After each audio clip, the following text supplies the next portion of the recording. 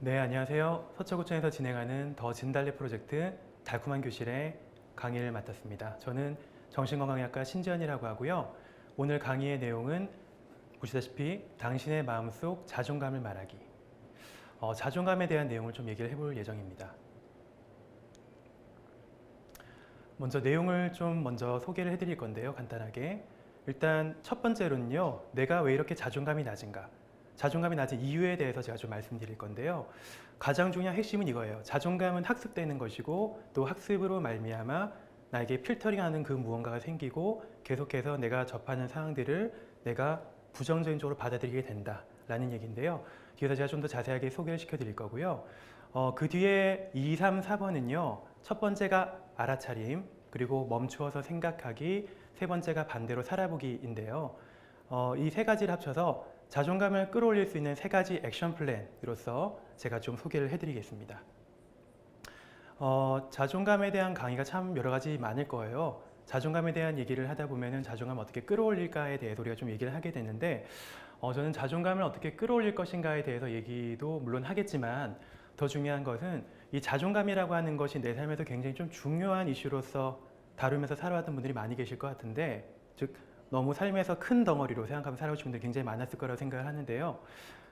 그런 부분들에 있어서 자존감과 나와의 관계를 새롭게 맺어가는 그런 방향에 대해서 좀 설명을 드리려고 합니다.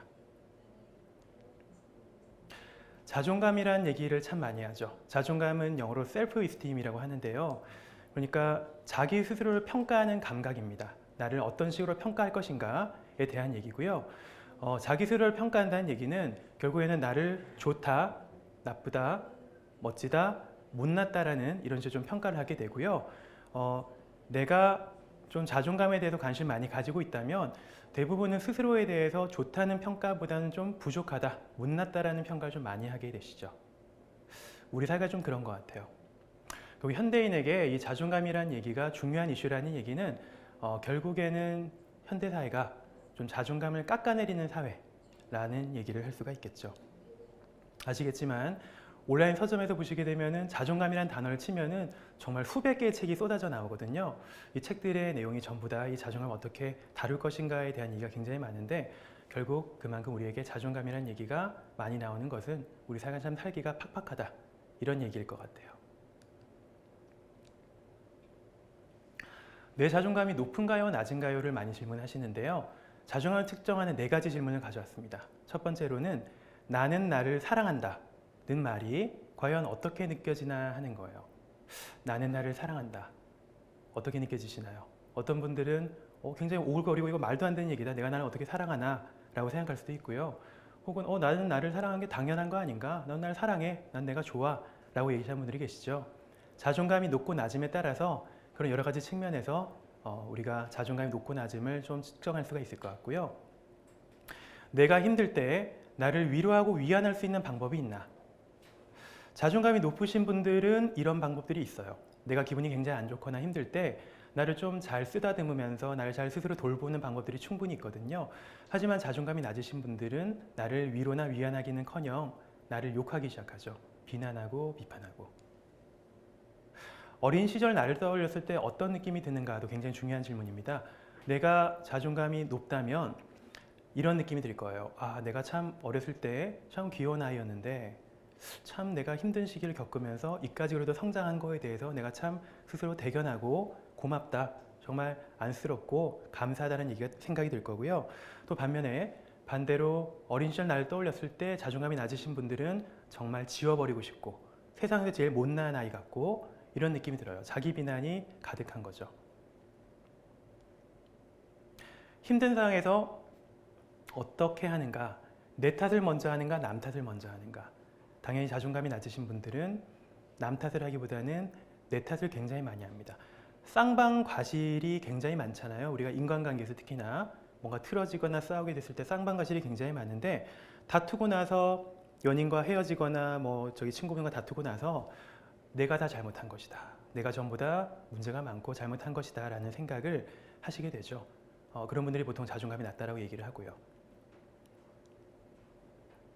자존감이 어떻게 생겨나는가 한번 생각해 봐야 될 것 같은데요. 자존감은 학습이 됩니다. 학습이라는 말은 배운다는 얘기죠. 이 말이 굉장히 저는 중요한 키워드라고 생각하는데요. 한번 예를 들어 볼게요.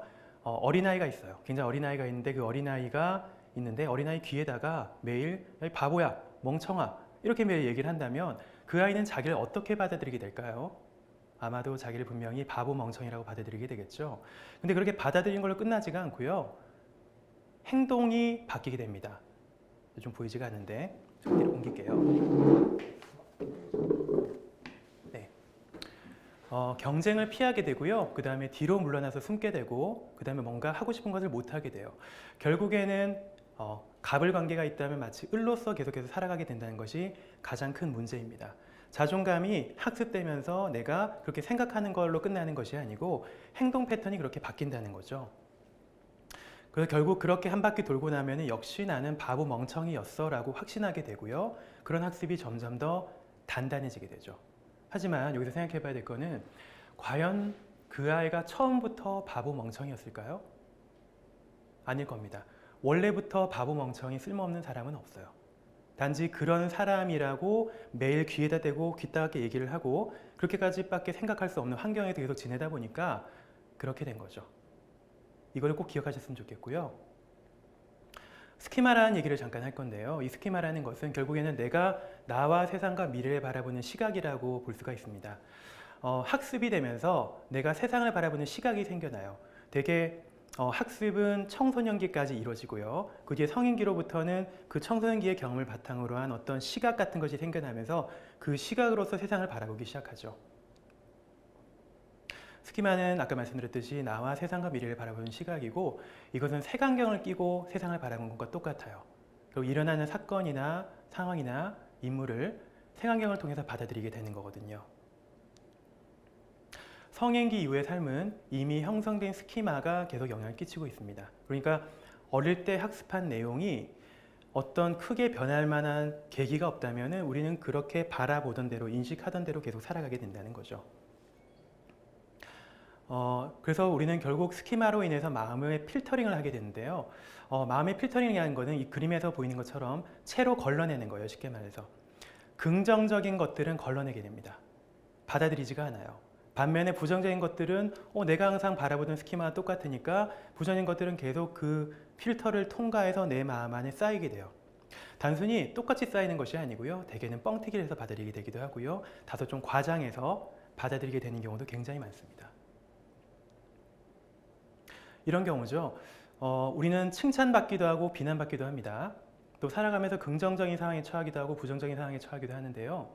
긍정적인 상황에 처했을 때 이렇게 생각합니다. 필터를 통해서 이거 운이 좋은 거야. 그냥 우연이야. 그냥 한번 해본 이야기야. 저 사람이 나한테 칭찬해 준 거는 그냥 내가 불쌍해서 해준 얘기지 절대로 사실은 아니야. 라는 식으로 절대로 받아들이려 하지 않죠. 반면에 비난이나 부정적인 상황은요. 내가 원래 그렇다. 나 원래 이런 사람이야. 이거는 필연이다. 내가 당연한 거다. 이게 원래 내 삶이고 나 욕먹는 게 당연해. 난 그래도 싸. 역시 나는 안 되는구나. 라는 식으로 생각을 하게 됩니다. 어릴 때부터 생겼던 학습이 굉장히 무섭죠. 여기 자존감이라고 하는 거는 학습된 인식과 행동 패턴이라고 생각할 수가 있는데요. 같은 자극, 즉 자존감을 자극하는 그런 자극들이 나에게 왔을 때 같은 인식을 하게 되고 같은 감정을 느끼게 되고요. 같은 행동을 하게 되고 결국 같은 결과를 맞이하게 됩니다. 항상 똑같은 결과죠. 물론 똑같은 결과보다는 시간 지나면서 점점 나빠지는 그런 결과를 맞이하게 됩니다. 항상 같은 자극에 대해서 동일한 마음의 상처를 입게 되죠. 하지만 자존감이 회복된다는 것은 결국에는 같은 자극이 왔음에도 불구하고 우리가 여러 가지 방법을 통해서 다른 인식을 한번 가져보는 거예요. 다른 인식을 할 수 있다면 우리는 다른 감정을 느낄 수 있게 되고요. 다른 감정을 느끼면 다른 행동을 할 수 있게 되고요. 결국에는 다른 결과를 맞이할 수 있게 됩니다. 우리가 해야 될 것은, 노력해야 될 것은 같은 자극이 왔음에도 불구하고 이 자극에 대해서 조금 내가 다른 인식과 다른 선택을 한번 해보자 라고 하는 거예요. 이게 우리가 자존감을 극복하는 방법이 될 겁니다. 기존의 학습은 새로운 학습으로 덮어쓰기 할 수 있습니다. 우리가 이런 말이 있거든요. 뇌는 뺄셈은 잘 못해요. 근데 덧셈은 굉장히 잘해요. 무슨 말인가 하면 기존에 있었던 학습이나 어떤 기억 같은 것을 없앨 수는 없거든요. 아무리 제거하려고 해봐도 나 이거 생각 안 할래. 나 기억하기 싫어. 근데 맨인 블랙에 나오는 그런 기계장치처럼 기억이 없어지진 않습니다. 하지만 그런 기억이 없어지진 않으나 내가 현재 선택하는 것들로 인해서 좀 더 긍정적인 느낌을 많이 받게 되시고 한다면 그런 긍정적인 느낌과 과거 기억들이 함께 연결되면서 새로운 의미가 나에게 생긴다는 거죠. 즉 기존의 학습은 새로운 학습으로 덮어쓰기 할 수 있다는 얘기입니다. 새로운 선택과 새로운 경험이 가장 중요한 키워드라고 생각하시면 될 것 같아요. 자존감을 어떻게 끌어올릴 것인가에 대해서 제가 3가지 방법을 소개해 드릴 건데요. 첫 번째는 알아차림을 연습하는 겁니다. 알아차림이라는 말이 조금 생소한데요. 내 자존감이 자극받는 순간을 알아차리는 것, 혹은 내 마음이 작동하는 순간을 알아차리는 것, 내 마음의 과정이 어떤 식으로 흘러가서 내가 이렇게 많이 흔들리는가에 대해서 잘 알아차리게 되는 것, 내 마음을 잘 살펴보게 되고 이제 그런 것들을 연습하는 것이 알아차림을 연습하는 걸로 생각하시면 될 것 같아요. 알아차림의 포커스는요, 여러 가지가 있는데 크게는 몸의 반응, 생리적 반응이라고 하죠. 몸의 반응과 혹은 내 마음에서 느껴지는 감정, 혹은 나에게서 떠오르는 생각 같은 것들이 알아차림을 하는 포커스가 될 것 같아요. 그럼 어떻게 이 알아차림을 연습하느냐?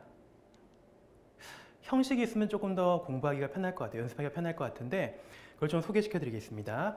인지 모델이라고 해서 우리가 인지행동 치료하는 심리 치료에서 많이 사용하는 형식인데요. 어렵지 않아요. 마음이 작동하는 과정이라고 생각하시면 될 것 같아요. 대개는 어떤 상황에 처했을 때 우리는 반응을 하게 되죠. 이를테면 내 눈앞에 있는 친구가 인상 쓰고 있어요, 나한테. 그때 나는 어떤 반응이 일어나는가? 자존감이 낮으신 분들은 뭔가 불안해요. 불안하고 뭔가 우울해져요. 행동적으로 왠지 좀 위축이 되고 떨리기도 하겠죠. 혹은 그 자리를 피하려고 하거나.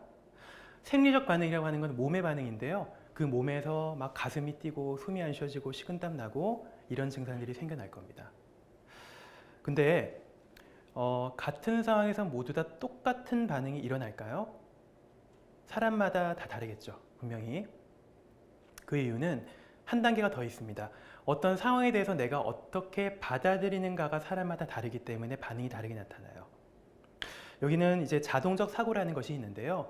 즉 상황에 대해서 내가 자동적으로 어떻게 생각하고 받아들이는가가 나의 반응을 결정한다는 얘기죠. 물론 이것이 워낙 좀 단순화된 얘기이기 때문에 모든 상황에 다 적용할 수는 없겠지만 내가 단순히 상황 때문에 이런 거다, 저 사람 때문에 내가 힘든 거다라는 것에서 벗어나서 저 사람을 내가 어떻게 받아들이고 저 사람을 어떻게 받아들이기 때문에 내가 이렇게 되는 것이다에 대한 어떤 감각이 필요하다는 거죠. 누가 내 앞에서 인상 쓰고 있다라고 얘기했을 때 불안한 이유는 뭘까요? 아마 이런 거겠죠. 저 사람 나 싫어하나 보다. 내가 뭔가 저 사람한테 잘못했나 보다. 큰일 났다. 어떡하지? 나 더 이상 저 사람과 놀지 못하는 건가? 라는 생각을 하게 되면 그것이 나의 반응을 굉장히 많이 흔들게 되죠. 그런 것들이 내 마음속에서 작동하구나라고 하는 것을 감각을 익혀가는 게 자존감을 끌어올리는 데 굉장히 중요해요. 그러면 자동적 사고가 왜 사람마다 다른가? 아까 말씀드렸던 스키마 때문이겠죠. 성장 과정의 경험들이 사람마다 다르고 그 성장 과정의 경험들을 통해서 내가 세상을 바라보는 혹은 타인을 바라보는 시각이 다르기 때문에 거기에 맞게 자동적 사고도 바뀌게 되는 겁니다. 구체적인 방법을 좀 더 소개해드리면요. 기록하기가 굉장히 도움이 많이 돼요. 기록하기. 우리가 워낙 요즘에는 그 스마트폰을 많이 사용하기도 하고 온라인도 많이 사용하기 때문에 어떤 구체적인 적는다는 행위에 대해서 조금 가치를 좀 평가절하하는 경우가 많아요. 하지만 기록하기는 굉장히 중요합니다. 일기의 형태일 수도 있고요. 아니면 간단한 메모일 수도 있고 그림일 수도 있어요. 일기장에 쓸 수도 있고 메모장에 쓸 수도 있고 아니면 스마트폰 메모장 쓰셔도 되고요. 만들어 놓고 쓰지 않는 블로그 굉장히 많으시죠? 거기다 비공개 글을 쓰셔도 되고 아니면 SNS 비공개 글로 포스팅을 하셔도 되고 요새 SNS에 부계정도 굉장히 많이 만드니까요. 간단하게 하루의 일상을 기록하는데 중요한 초점은 이겁니다. 자존감과 관련된 나의 어떤 패턴들 그리고 자존감이 자극받는 전후의 맥락이라는 것은 내가 어떤 것 때문에 자존감이 자극받았고 그로 인해서 어떤 행동을 했고 그 행동이 어떤 결과를 낳았나 라는 맥락들, 그 다음에 상황의 다른 의미와 다른 측면에 대해서도 생각하는 게 굉장히 중요합니다. 그러니까 기록하는 거가 끝나는 것이 아니고요. 기록하고 나서 조금 찬찬히 살펴볼 필요가 있다는 말이죠. 기록이 왜 중요한가 조금만 더 제가 뇌를 좀 살펴보면요. 전두엽과 변연계의 균형 맞추기를 위해서 기록이 필요합니다. 좀 어려운 얘기 같지만 어렵지 않아요. 뇌의 앞부분을 보면 전두엽이라는 공간이 있고요. 또 뇌의 뒤쪽에 보면 변연계라는 공간이 있습니다. 전두엽은 이성을 담당하고 뒷부분은 감성을 담당합니다. 이 두 가지는 연결되어 있고요. 연결되어 있는데 이 두 개가 시소처럼 작용을 해요. 그래서 시도점 작용한다는 말은 내가 자존감을 자극받았을 때 감정이 굉장히 끌어오르거든요. 끌어오를 때 시소의 균형이 무너집니다. 영어로는 하이제킹 한다고 하는데요. 하이제킹이라고 하면 비행기 납치하는 거잖아요. 그것처럼 이성적인 어떤 기능을 탈취해버립니다. 감정이 많이 끌어오를 때는. 그런 경험 많이 하셨을 거예요. 굉장히 내가 화가 나거나 불안할 때는 절대로 이성적인 생각을 할 수가 없죠. 그때 이 균형을 다시 어떻게 맞추느냐. 물론 뭐 우리가 정신과 약물을 통해서 맞추기도 하고 하지만 내가 가장 쉽게 할 수 있는 방법 중에 하나는 이 이성적인 어떤 활동을 함으로써 이성을 담당하는 전두엽을 자극해서 균형을 이렇게 맞추는 겁니다. 이성적인 행동 중에서 가장 쉬운 것이 기록하기와 분석하기죠. 네, 이 두 가지 활동이 나의 감정을 끌어올리는 것을 좀 막는 데 도움이 되고요. 세칸 기법이라고 하는 것을 메모하신 것도 굉장히 좋은 도움이 될 텐데요. 크게 세 칸이라고 하는 것은 처음에는 불편한 상황, 그리고 자동적 사고, 그리고 건강하고 합리적인 대안을 적는 겁니다. 이런 상황이에요. 저 친구가 나를 보고 내가 인사를 했는데 왠지 저 친구 나를 본 것 같은데 그냥 지나가는 거예요. 기분 무지 나쁘죠. 기분 무지 나쁘고 나도 모르게 화가 나요. 이런 상황입니다. 그 상황을 한번 살펴봤을 때 단순히 상황을 탓하는 것이 아니고요. 제가 살이 깊지 않아. 쟤 때문이야 라고 얘기하는 것보다는 자동적 사고를 한번 살펴보는 거예요. 내가 도대체 왜 이렇게 기분이 나쁜가를 생각해 본다면 이런 생각했겠죠? 저 자식이 나를 무시하나? 내가 하찮다고 생각한 거 아니야? 왜 날 무시하는 거지? 라고 생각하면 굉장히 기분이 나빠지겠죠.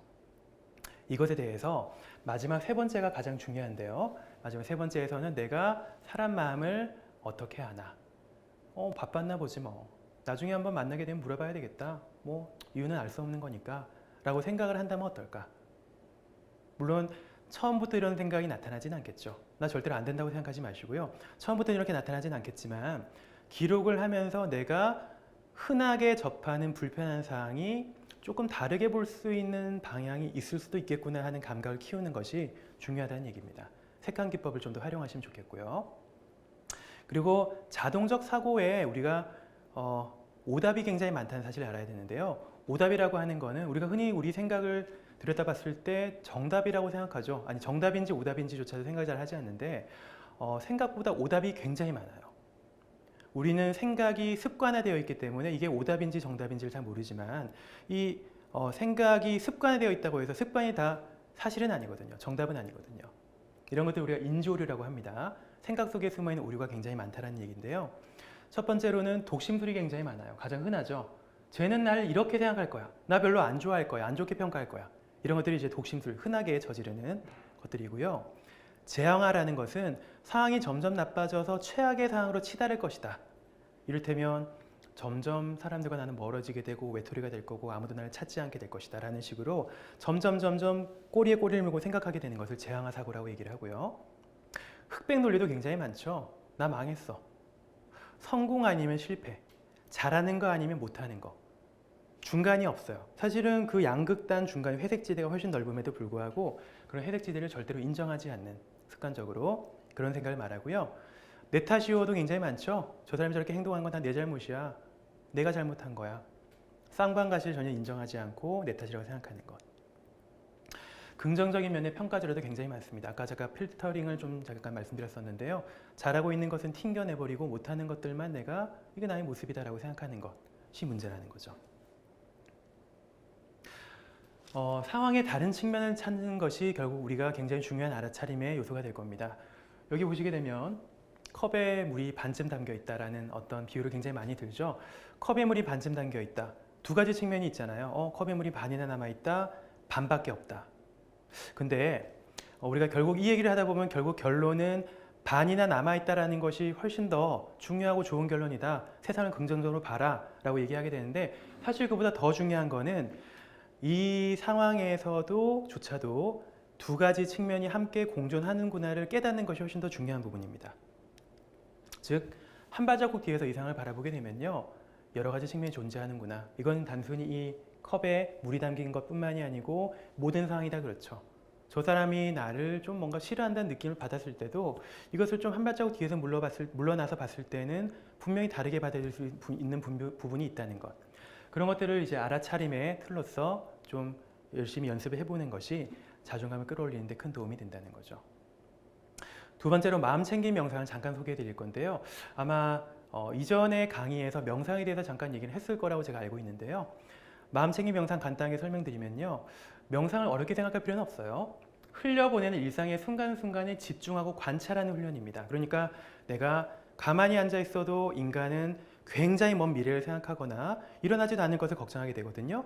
이제 그런 것들에서 벗어나서 현재 순간에 좀 더 집중하는 훈련을 할 수 있다면 내가 내 마음속에서 어떤 것이 흘러가는 것을 알 수 있을 뿐만이 아니고 너무 먼 곳으로 끌려가지 않게 되죠.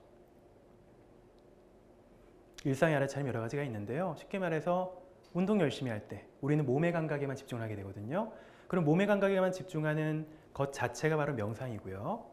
음식 먹을 때도 우리가 음식 맛에 집중할 때가 있죠. 너무 맛있는 음식 먹을 때 혹은 너무 신 음식을 먹을 때 뭐 그럴 때 맛에만 집중하게 되는데 이런 것들이 바로 명상하는 순간이에요. 설거지할 때 설거지를 하시는 분들은 아시겠지만 설거지하면서 정말 다른 거 생각 안 하고 어느 순간 설거지에 몰두할 때가 있거든요. 뽀득뽀득 닦다 보면 그런 것들이 바로 명상하는 순간입니다. 여러분들도 아마 일상에서 명상을 하고 있을 거라고 생각을 합니다.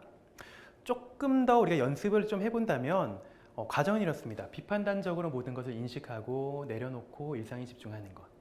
좀 굉장히 좀 모호한데요. 그리고 중요한 단계는 뭐냐면 비판단적으로 나에게서 떠오르는 생각, 감정, 기억들에 대해서 판단하지 않고 좋다, 나쁘다, 큰일 났다, 두렵다 이런 것들이 아니고요.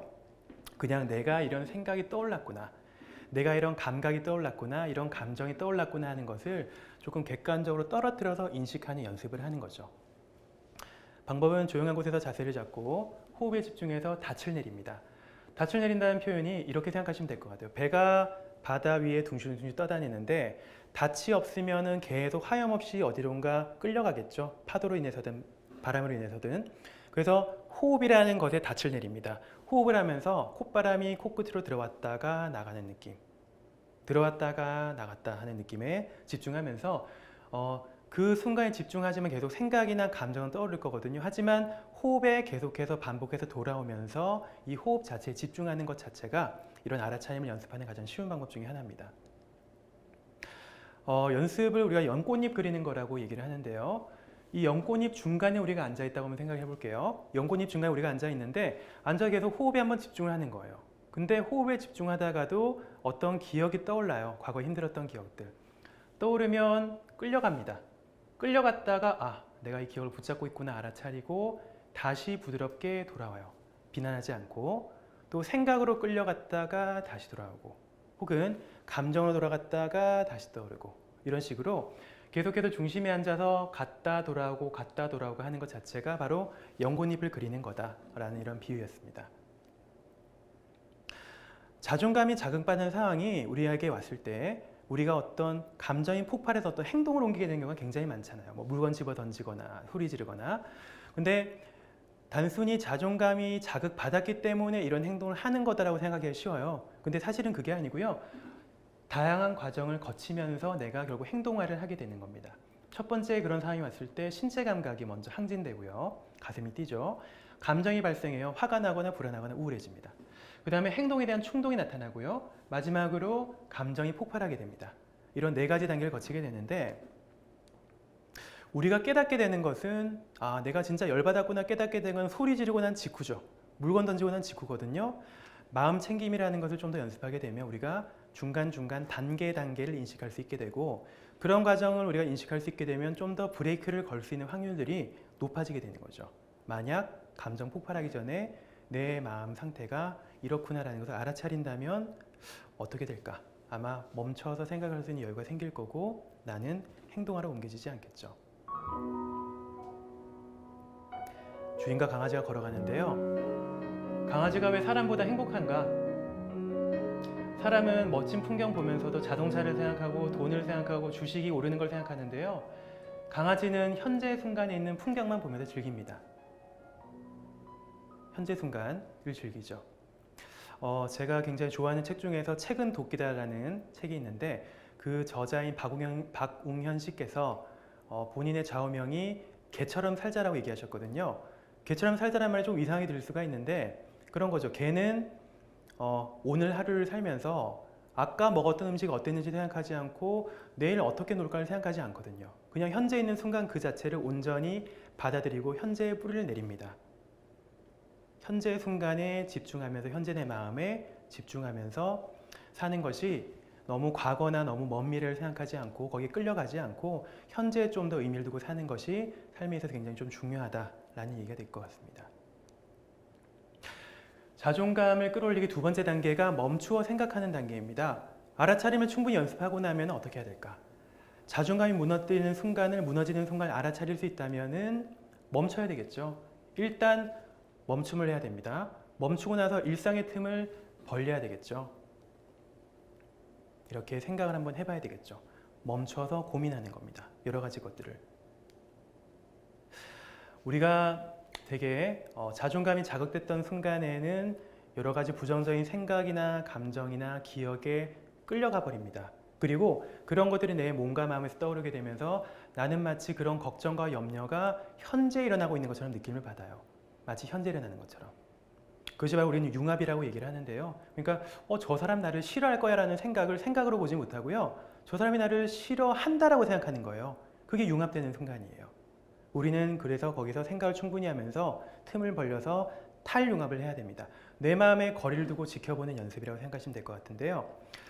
잠깐 1, 2분 정도만 좀 연습을 해보겠습니다. 지금 방송을 보시는 분들이 몇 분 계신지 모르겠지만 일단 눈을 한번 감아 보시겠어요? 눈을 감으시고 한번 상상을 해보는 겁니다. 여러분이 숲속 산길을 걸어가고 있고요. 그 옆에 시냇물이 졸졸졸 흐르고 있어요.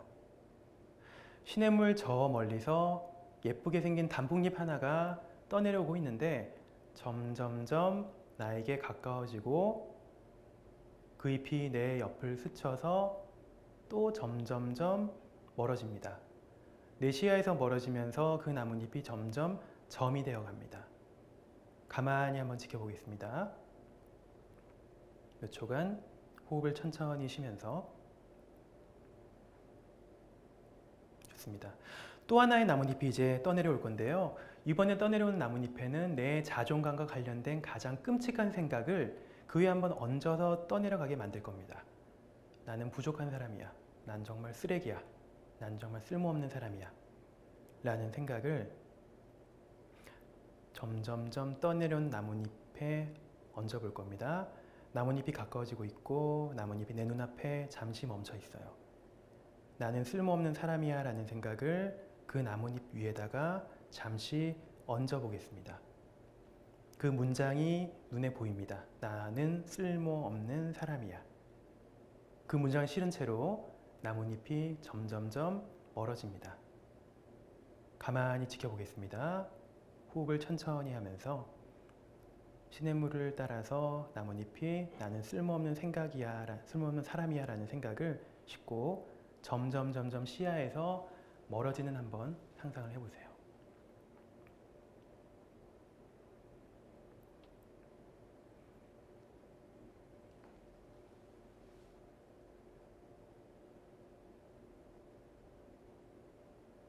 네, 좋습니다.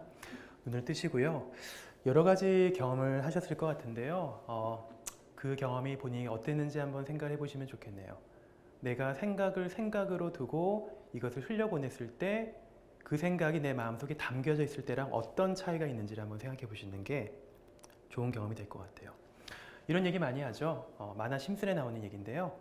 호머 심슨 주인공이 한 번씩 좀 뭔가 고민할 때마다 천사와 악마가 귀 옆에 나타나서 막 얘기를 하기 시작합니다.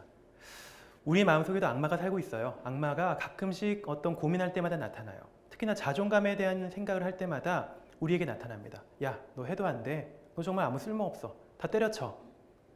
근데 자존감이 낮으신 분들은 이런 악마가 나에게 하는 얘기라는 것조차 모르고 그 생각이 떠오르게 되면 그냥 그걸 사실로 믿어버려요. 이제 우리는 악마가 나에게 이런 얘기를 하는구나 라는 것을 인식하는 것도 중요하고요. 또 한 가지는 그 악마가 나에게 이런 얘기를 함에도 불구하고 내가 원하는 것을 선택할 수 있다는 것을 아는 것이 중요하다는 겁니다. 악마가 나에게 이렇게 얘기하는 거야. 야, 좌회전해. 좌회전 얘기하더라도 나는 우회전을 선택할 수 있습니다. 내 생각과 감정과 기억이 어떤 게 올라오든 간에 난 지금까지 그런 생각, 감정, 기억이 떠오를 때 거기에 휘둘렸죠. 그런 생각 들 때마다 위축되고 피하고 도망치고 싶었을 겁니다. 이게 제대로 못하고 그게 아니고 그런 감정이 올라오지만 그런 감정이 올라옴에도 불구하고 나는 내가 원하는 것을 이야기할 수가 있고 내가 원하는 것을 선택할 수 있습니다. 선택을 하셔야 돼요. 악마의 말을 듣거나 혹은 내가 원하는 선택을 하거나. 악마가 아무리 나에게 뭔가 얘기하더라도 우리는 원하는 것을 지금부터라도 선택할 수가 있습니다. 제가 아까 자존감은 패턴이라고 말씀드렸는데요. 패턴을 바꾸기 위해서는 결과를 꼭 반드시 생각해 봐야 됩니다. 근데 결과는 두 가지예요. 하나는 짧은 결과고요. 또 하나는 긴 결과예요. 짧은 결과라는 건 이런 거죠. 내가 자존감이 자극받고 두려워서 뭔가를 피해요. 말을 하지 않거나 혹은 사람과 대면하지 않거나 내 주장을 제대로 못했을 때 어떤 결과가 있는가. 일단 단기적인 결과는 잠깐 마음이 편합니다. 아주 잠깐 편해요. 안도감이 생겨요. 왜냐하면 당장 갈등을 마주할 필요가 없으니까. 하지만 긴 결과는 어떤가? 장기적인 결과는 그 행동이 습관이 되고 용기가 줄어들고 자신과 자존감이 점점 떨어지게 됩니다. 이런 장기적인 결과가 훨씬 더 중요한데 인간은 안타깝게도 짧은 결과에만 좀 많이 천착하게 되고요. 거기에 매몰되게 되는 경우가 많습니다. 마약 중독 한번 생각해 보면 마약이 나쁜 거를 누가 몰라요. 쓰다 보면 인생이 망가지고 법의 어떤 심판을 받을 수도 있고 그런데요. 근데 그 마약을 했을 때 짜릿한 쾌감 때문에 계속 마약을 하게 됩니다. 참 아이러니하죠. 우리가 의도적으로 어떤 자존감 관련된 이슈를 얘기할 때는 장기적인 결과를 꼭 생각을 해봐야 됩니다. 마지막 단계로는요. 내가 알아차림을 충분히 연습했고 그러면 알아차림 이후에 내가 뭔가 자극받았을 때 멈춰서 고민할 수 있는 여유가 좀 생겼다라고 한다면 그 다음엔 어떤 행동을 선택할 것인가 하는 문제거든요. 반대로 살아보는 행동을 한번 선택해 보셨으면 좋겠습니다. 반대로 살아보기. 두 갈래 길이 있어요. 하나는 내가 항상 가던 길이고요. 또 하나는 내가 한 번도 가보지 않은 길이에요. 나는 항상 가던 길만 계속 선택을 합니다. 가던 길을 선택했을 때 일단 편해요. 단기적으로는요. 불편함도 가끔씩 나타납니다. 하지만 이게 가장 나에게 익숙하니까 나는 이걸 자꾸 선택하게 됩니다. 그리고 자꾸 심포도 우화처럼 저쪽 길은 험하고 안 좋을 거야 라고 자꾸 생각을 하게 되죠. 점점 선택하지 않으면 할수록 익숙하기를 선택하면 할수록 용기는 떨어져서 계속 똑같은 패턴을 반복하게 됩니다. 그 반대되는 길을 한번 선택해본 용기가 필요하다는 거죠. 패턴과 습관을 바꾸기가 참 어렵긴 하지만 여러 가지 연구나 책에 따르면 21일 얘기하기도 하고요. 66일 얘기하기도 하고 3개월 얘기하기도 하는데 어쨌든 우리가 패턴 바꾸는 건 시간이 좀 걸리긴 합니다. 한 번에 바뀌는 건 아니에요. 그래도 그럴 것이 자존감으로 힘들어 하시는 방송 보시는 많은 분들이 아마 20대, 30대, 40대 정도일 거라고 생각을 하는데요.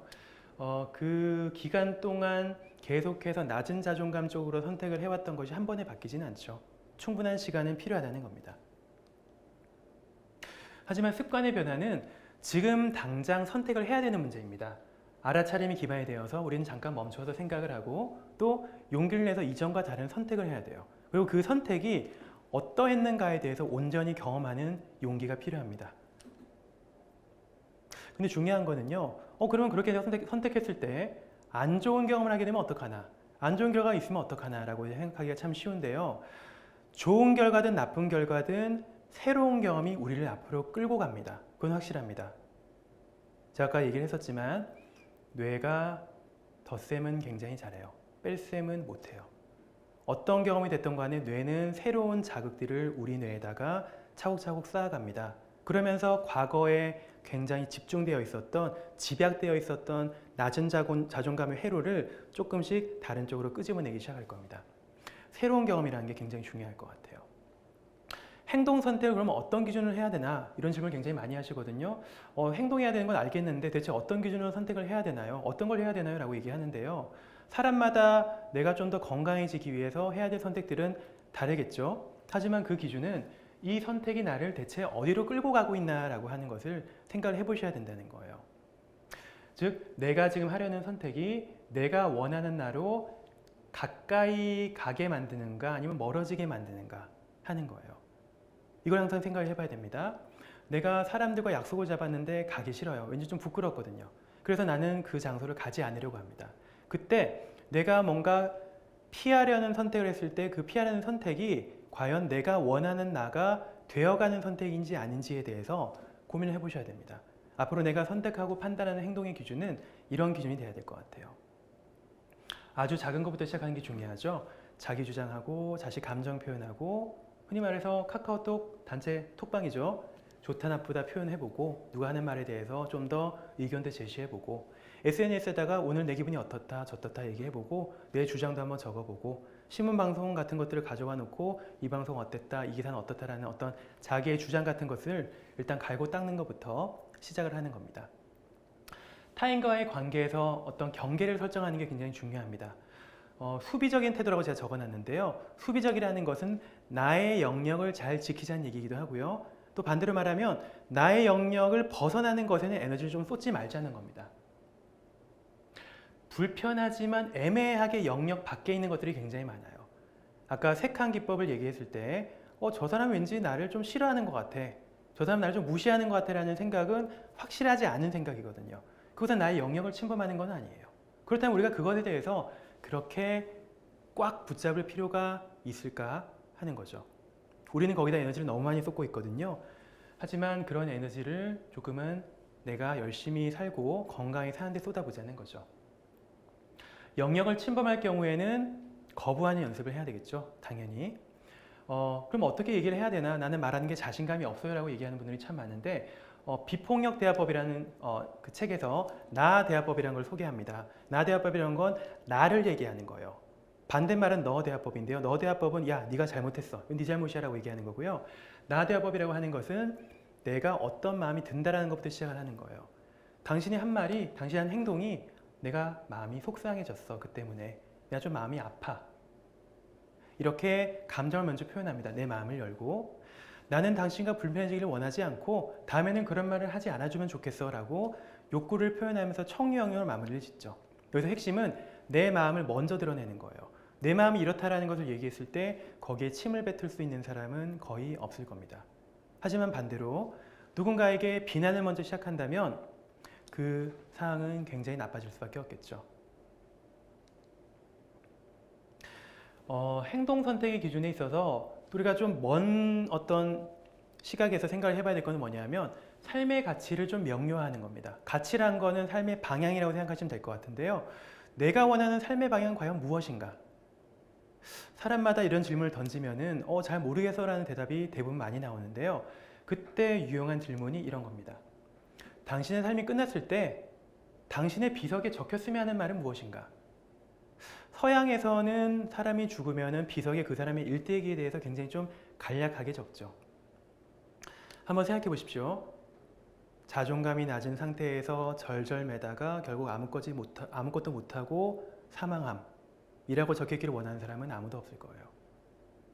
뭔가 할까 말까 고민만 하다가 결국 아무것도 못하고 위축되어서 살다가 외롭게 죽음이라는 얘기를 비석에 적어놓고 싶은 사람은 아무도 없을 겁니다. 어떤 사람이 되고 싶은가 하는 것이 내 삶의 방향이 되겠죠.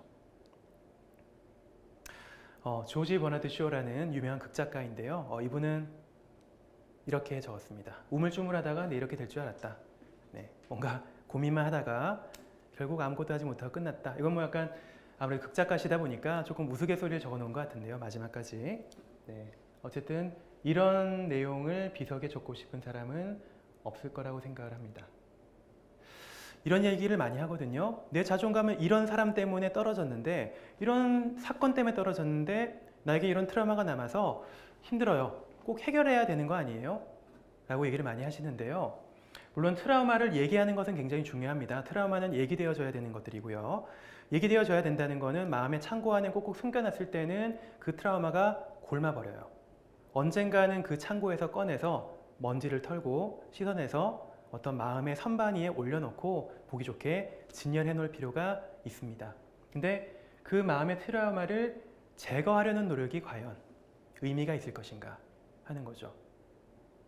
아직까지도 자존감을 생각하면 내가 이렇게 자존감이 낮은 이유는 이 사람 때문이니까 이 사람이 나에게 사과를 해야 돼. 혹은 이 사람이 나에게 보상을 해줘야 돼. 사과를 했다고 해서 그것이 해결되는 것은 아닙니다. 불편함은 꼭 제거돼야 되는 것들은 아니고요. 이런 거 많이 하시죠. 과거 기억을 곱씹고 나에게 상처준 사람을 잊지 않고 원망하고 가서 따지기도 하고요. 가족이라면 더더욱 그렇죠. 매일 엄마 아빠 원망하고 화내고 비슷한 장면이나 상황에서 계속 반추하게 되는 경우도 많이 생깁니다. 근데 실제로 내가 이런 없애려는 노력을 해봤는데 얼마나 효과가 있었나 하는 것은 꼭 생각을 해보셔야 돼요. 얼마나 효과가 있었나. 아마 효과가 없었을 것 같아요. 마음에 난 구멍을 꼭 메워야 하나요? 제가 환자분한테 질문을 이렇게 많이 드리는데요. 마음에 난 구멍이라고 표현을 합니다. 어릴 때 받은 상처 때문에 뭔가 결핍된 것 같은 느낌을 계속 받아요. 항상 그 구멍을 가까이서 쳐다보고요. 가까이서 구멍을 계속 쳐다보면서 매일 바라보고 항상 이것을 채우려고 합니다. 사랑으로 채우려고 하기도 하고 연인으로부터 채우려고 하기도 하고 돈으로 채우려고 하기도 하고요. 친한 친구들과의 관계로부터 채우려고 하기도 하고 일로부터 이런 구멍을 메꾸는 어떤 위안을 얻으려고 합니다. 근데 마음에 난 구멍이 채워지지 않습니다. 밑 빠진 독처럼 계속 술술 빠져나가죠. 우리는 이 구멍을 인정해야 됩니다. 인정해야 된다는 말은 무슨 말인가 하면 이 구멍에 대해서 내가 이것을 좀 채우려는 노력을 아무리 해봤지만 별로 효과가 없었구나 라는 것, 그리고 이 구멍이 채워지지 않을 수도 있겠구나 앞으로 평생. 구멍이 가까이서 보면 굉장히 커 보이는데요, 멀리서 보면 또 작아 보여요. 우리는 이 구멍을 조금 멀리서 떨어져서 관찰해야 되고요. 그리고 한편으로는 마음 한켠으로 일단 밀어놔야 됩니다. 그리고 우리의 시선을 이 구멍이 아닌 구멍을 제외한 삶의 나머지 영역들을 바라보려고 노력을 해야 돼요. 삶의 나머지 영역은 그 구멍보다 훨씬 더 넓고 큽니다. 장단컨대 훨씬 더 넓고 큰 그런 영역들이 분명히 존재하고 있을 거예요. 삶의 에너지를 어디에다 쏟아야 될까요?